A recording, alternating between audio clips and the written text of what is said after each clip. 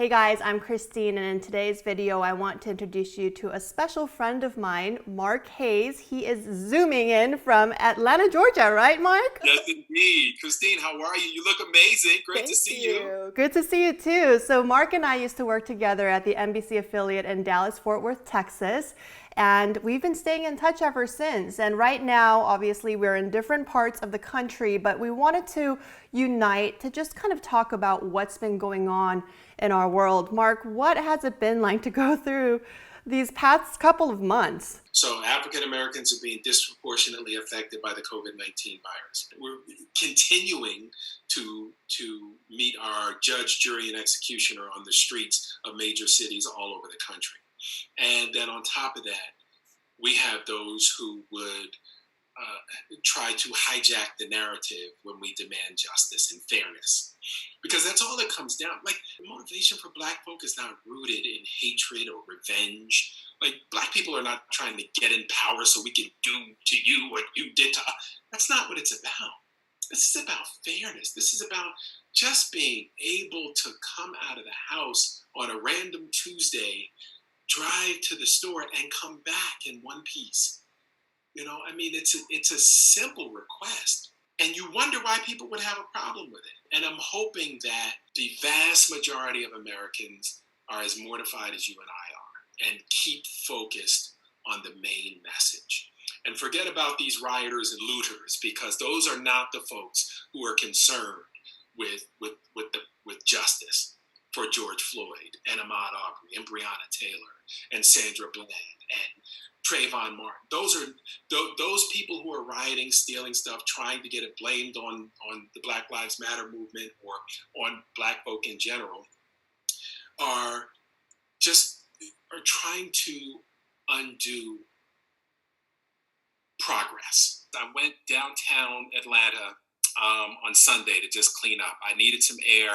I was trying to decompress, and it didn't look as bad as I thought, so I was relieved. I went with my fraternity brothers. It was about 12 of us. We all shared the same concern.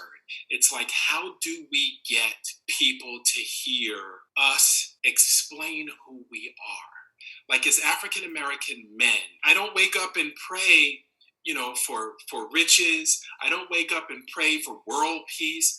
Like, some days I'm praying that my sons make it through the day. That I can go about my day and not, have my life snuffed out for a $20 bill. It's a tenuous existence for African American men right now. I made a U-turn on the way downtown Sunday, and there was another car, and it was being driven by a white woman. And when I made the turn, I kind of looked over and saw her, and she probably was expressionless, right? But I felt like, man, she's looking at me saying, look at you, you lawless something or other. Like, I felt this, like this wash over me of, not good enough, inferior, like, I felt like she had created a Spurs. And she was probably sitting there not even paying attention or wondering, what's this idiot doing making a U-turn right here, right? But so I'm tired, because I've been feeling like this for so long. My father felt like this.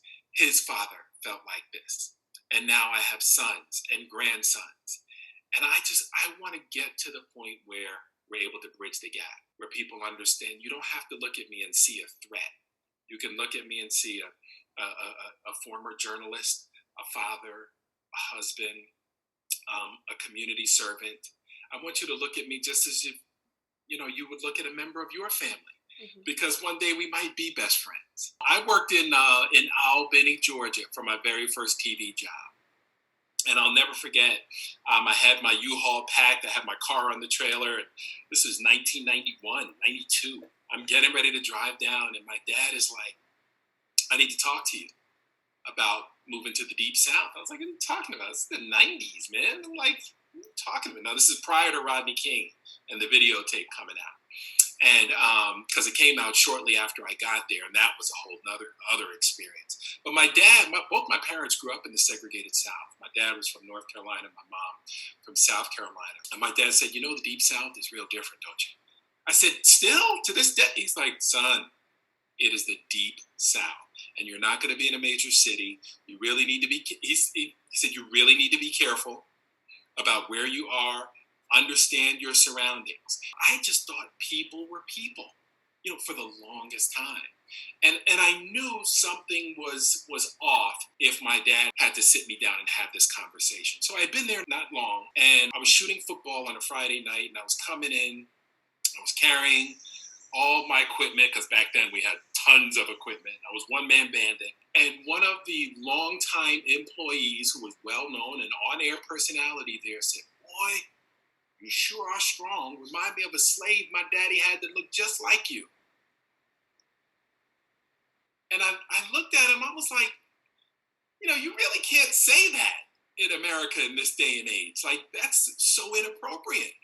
And like, now, mind you, there were other people standing around. There was a group of about 6 people that used to congregate on the back porch and have their cigarette. That's when you could still smoke in the newsroom. And like, nobody even blinked. Like, no one was nearly as mortified as I was. And I called my dad that night. I said, "Dad, now I know what you mean. It changed everything." It scared me. My son was 4 at the time. And I told my wife, I was like, "Yeah, we cannot raise our kids here. We can't." That's always, to me, one of the big things my wife and I talk about is, how do we give our kids the awareness they need without saddling them with the burden of hate or mistrust or distrust? My youngest plays hockey. The last thing I want him doing is being upset at an entire generalization of people and being the only brown face in the room. It's not going to work. You're not going to be able to produce. You're not going to be able to be productive. And so my family is blessed in that regard. And we don't have those conversations. My parents didn't have those conversations. And I think it makes us better people. We've got, for some reason, the ability to forgive. I prayed for forgiveness yesterday morning when I was doing my prayer and meditation and affirmation. And I was praying for even more resolve to the ability to forgive and to try to have conversations with people to help them have a better understanding. Because I think until we're familiar with other cultures and other people, we're always gonna be either afraid or ignorant and just listen to the stereotypes that the media oftentimes is willing to give us, yeah. which is the worst part. Do you miss being in a newsroom right now? No, not at all. I like the fact that I can tweet and put on my Facebook whatever I'd like right now. We didn't have that luxury as representatives of an NBC affiliate or an ABC affiliate. We were ambassadors for the station first. So we had to put our feelings aside. And I don't think people really understand it. When you're supposed to be an objective arbiter of the news, you're not allowed to have feelings about it. When we sit here and we watch an unarmed African-American man in Cincinnati, my last stop, Sam DuBose was shot on body cam. They had the encounter. I wasn't allowed to have feelings about that. As wrong as it was, even though the officer who was subsequently charged and tried twice but never convicted was wearing a Confederate t-shirt under his uniform. I was not allowed to feel about that because that tells me about his bias. This was you deciding to play judge, jury, and executioner while you're wearing a symbol of what we know as hate. That's really why I don't miss it. I couldn't do it anymore. I was too tired. And I think part of the problem is, and you tell me if I'm wrong, because I don't know that I've had a person of Asian descent as a boss. And I know I haven't had very many African-American bosses while in my 28 years in television news. Until you get people in those positions who look like you and I, the decision will come, and the way we characterize news will come from people who don't look like us, who bring their preconceived notions and biases into that equation. Mm-hmm. And I think therein lies the problem. And the fact that we can't have healthy discussions about news coverage anymore, because so much of it is predicated on the dollar. It's all about how much money can we make, and what are our ratings? We got to bring ratings in. So that's one of the things that disheartened me about the business toward the end, is just not being able to speak, because everybody has a story, Christine. I mean, as you know, there was something that led that 19-year-old accused murderer to the courtroom that day. Whether it was a broken home, whether it was bad schools, everybody has a story. When the news first broke of what happened to Mr. George Floyd, what was that thought process? And did you personalize it in a similar way? Because you said, many times when you see people that look like and that could be your sister, your brother. So many of these situations, I put, myself or my sons or my grandsons, my family members in these positions. What if? So many times I think about the times that I've been pulled over by police and survived those encounters. To be a Black man in America right now is to walk around constantly in a state of trying to disarm others about the way they see you. Mm-hmm. And, because I'm a big guy, as long as I had my shirt and tie on in Atlanta, I was treated one way. And then if I put on some sweats, or if I was coming from the gym, a baseball hat, some shades, wasn't so cordial. Not every time, but here and there. And there was a particular Christmas, a woman called me the N-word over a parking spot at the mall. And I had a couple of choice words for her. I'm not going to lie. I had a couple of choice words for her. And as I'm going into the wall, I called my wife, who's a former prosecutor, and I said, look, this is Christmas Eve. Christmas Eve. I said, so if I call you collect in the next hour or two, please take my call. And she's like, well, why would you be calling me collect? I was like, because there's a ton of police officers, and she's probably going to tell the police officers that I accosted her or something. I was in and out of the Sears, and I looked to my left, and the woman is parked on the sidewalk with a police officer. That's him right there. And I stopped, and I walked over to the police officer. And I said, how are you doing, officer? Can I help you? I heard the young lady say, that's him right there. And he said, yeah, well, she said, you had a couple of choice words for her.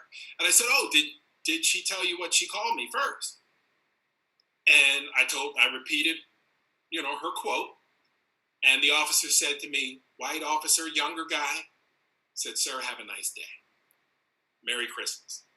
And let me go on my way. It's those kinds of dealings that put us on such edge. It makes you think about every step you take, and so to be constantly, at odds with your thought process of how you're going to deal with a situation, because you want to fight for yourself, right? That's our instinct.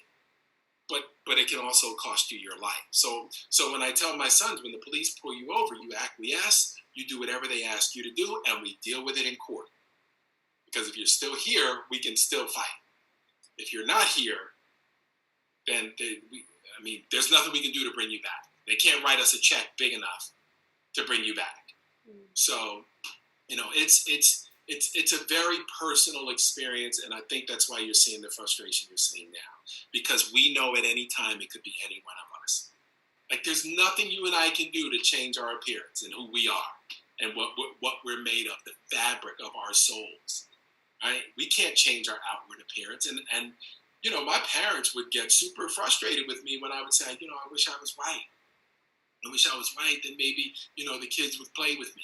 I thought that too growing up. I wanted to be blonde hair and blue-eyed, and for a while I dyed my hair and wore colored contact lenses. See? But that is not new. We've all thought that way, so we could fit in.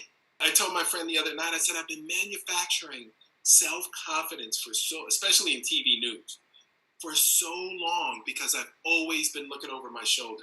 Am I still going to have a job? Am I going to get another contract? It became almost a daily exercise of, how well did I perform today? And how hard television news is. People have no idea how hard it is and how tiring it is, to perform after you've been chasing a story all day.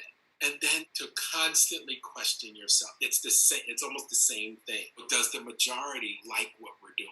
Are we fitting in with what our job description is and how the other talent is doing their jobs? Are we on par? Trying to fit in, it's almost an exercise in futility to just try to blend because it's almost impossible.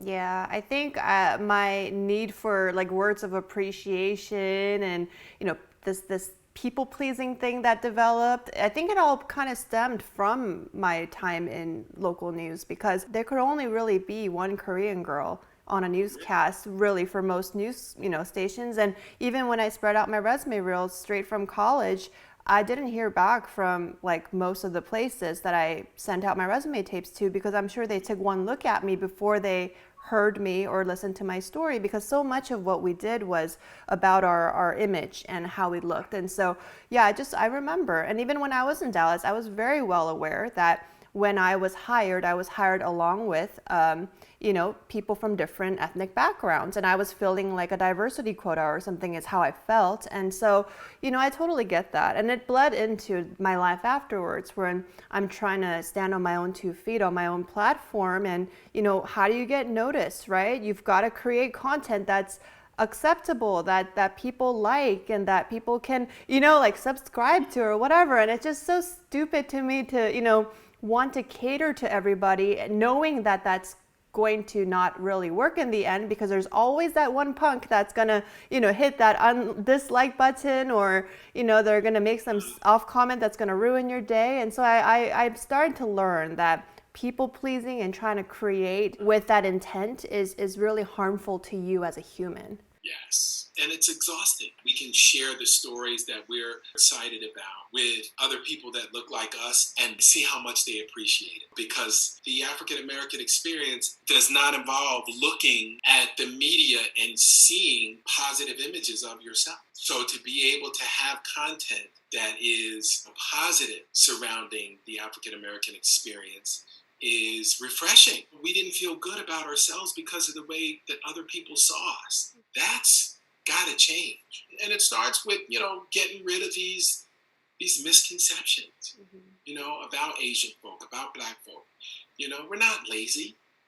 My dad worked 2 jobs for as long as I can possibly remember. And he was a high school principal, and then at night he'd get up and go to the group home. He said, "Mark, I work hard because I don't want you guys to need for anything. I want to make sure you guys have everything you need to be successful." And my brother nor myself have college debt. You mentioned your kids a couple of times. How old are your kids right now, Mark? 32 and 25.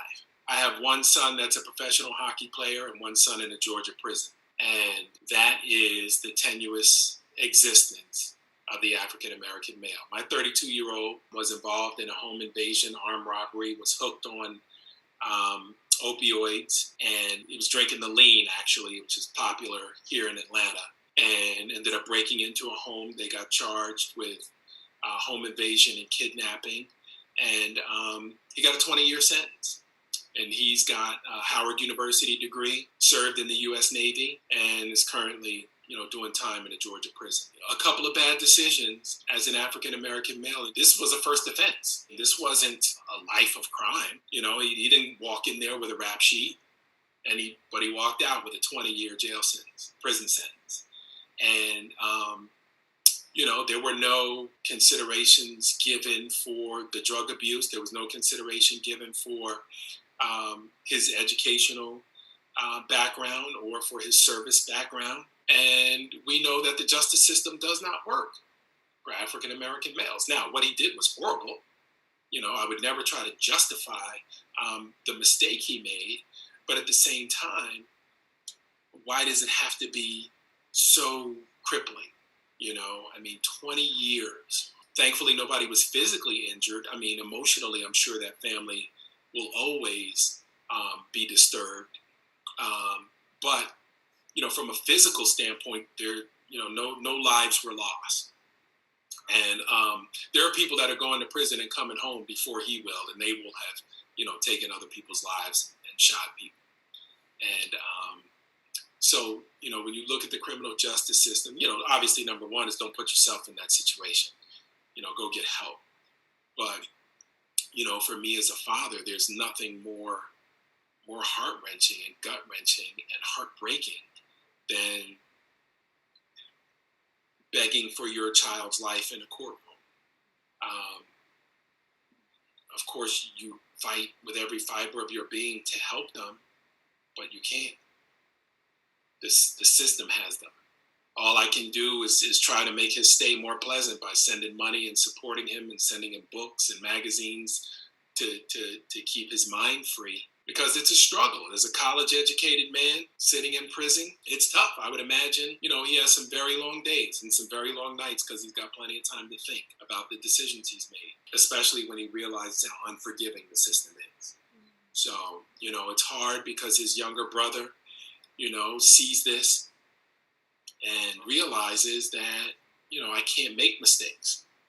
We just as African American men, we can't really make mistakes. And it's hard, but it's what we do as a society. 2.3 million people behind bars in the United States of America. 1 of every 4 of the world's prisoners are here.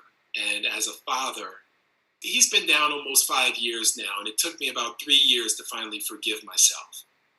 To say because I was beating myself up on a daily basis about what I didn't do and what I could have done, what I should have done. Why didn't I prepare him better for this world and for the way this country sees us? And it took a good 3 years for me to finally say, you know what, this wasn't your fault. This was a 26-year-old man who made some bad decisions. Let's go with that route. Let's give him some of the credit or blame, however you want to look at it, for this. The system is what it is. He went to Howard University. He knows, how unforgiving the system is. Howard University is the mecca of African American education, where you will learn about this country's history, and they make sure you get a healthy dose of it. And because they want you to be an agent of change, they want you to be out here productive so that you can be a difference maker. And I think that adds to his frustration where he is now. But, he's still got a chance for redemption. He's young. He's eligible for parole at 10. So if he gets out at 10, he'll have a chance to rewrite history for himself. And that's what we're praying for and hoping for. He's made it much more difficult for himself. But we hope that he comes out with a plan and executes that plan and does what he can to integrate in society and become a productive member of society, which is all I pray for now. Because if he has to go back, he probably won't come home. If he has another run-in with the law, they'll make sure he doesn't come home anytime soon. So not in my lifetime anyway. It's an ongoing conversation with my sons. I talked to my son this morning about awareness and just understanding what the issues are, because that way you can help disarm others and educate others. Again, because I don't want to saddle him with the burden of distrust or mistrust or hate or angst when it's not necessary. You form your judgments about people based on the way they treat you. So, raising Black boys has never been more difficult than it is now. It's hard, for everyone that is not part of the system. And that's what we have to keep in mind. Like your children, you're going to have different kinds of conversations with your children to help them be aware, to help them understand what is going on so they can feel whole and be as productive as possible and not have their dreams shattered. It's frustrating. It's frightening on some days. But again, this time it feels different. This time it feels like we may be able to get to a place where we're having fruitful discussions and conversations, if not at the highest level of government, maybe just within our own communities. And having somewhat of a voice, I'm every now and then recognized in Atlanta, why not share a story with people so they can understand exactly what it's like to live our existence as an African American male. I'm going to be on the TEDx stage in November, and I'm talking about the tenuous nature of the African American male's existence, and from a fatherhood perspective. It is hard. It is really hard. And I'm focused on hope and the progress and hoping that the vast majority of people with good hearts, even people who haven't been moved to take action up to this point, will now just say, you know what, I've seen enough.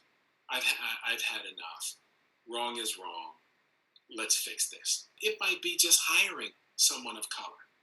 It might be venturing out to a new restaurant. It might be just having a conversation. The power of saying hello and having a conversation with a stranger is so moving. I'm sure you've done it because you're a TV person, so we've done that all our careers. But if people out there would just have a conversation while you're in line in the grocery store, or getting your gas, have a conversation with a stranger. You'd be surprised how much they'll share with you. We're a lot more alike than we want to give ourselves credit for, regardless of where we come from. That's why what you and I are doing is so important. Helping other people understand, who we are, what we come from, and how we felt. Because it doesn't rub off. Last time I checked, it doesn't rub off, and good people come in all shapes and sizes, and so do bad people. And I get that. I think the vast majority of this country would like to see positive change. 3 young ladies that worked at Delta, and they said, we didn't really have a plan. We just came down here to clean up. Do you mind if we hang out with you guys? Absolutely. 2 of them happened to be from Minnesota. And so we had this amazing conversation. They didn't see us as a threat. We're down here for the same purpose because we love this city. And that's what makes Atlanta special. Like, Atlanta is used to protest. Atlanta, we'll get a protest together down here, but it'll be peaceful. We don't have to tear anything up. This is the home of the nonviolent protest. This is Dr. King's home, where he still rests to this day. So anytime you protest and convene to be heard in Atlanta, it's expected that it's going to be a nonviolent protest, with a clear agenda in mind. Dr. King, as his assassination was a seminal moment in this country's history, George Floyd may be another one of those moments. We've seen protests before, but not sustained and drawn out. Like, what are we, at day 8 now, or day 7? It's been like a week and a half, already. I don't remember ever seeing anything like this. I mean, but for people like my mom and my aunts, it's very triggering to them because it reminds them of the LA riots. And if you think about it too, not long after the Rodney King riots was the OJ trial. I'll never forget NBC News and all the news feeds showing Howard University students cheering at the verdict.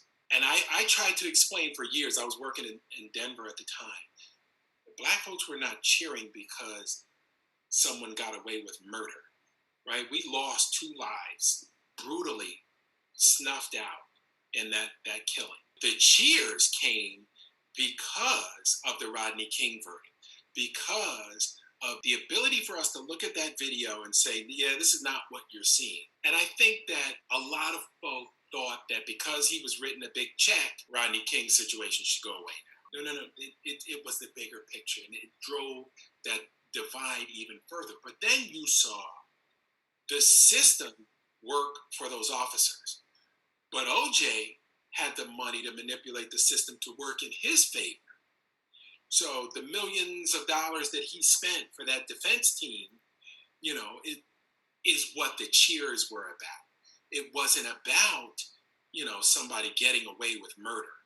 It was about, okay, here was a Black man in America able to manipulate the system you set up to make sure that he always loses it.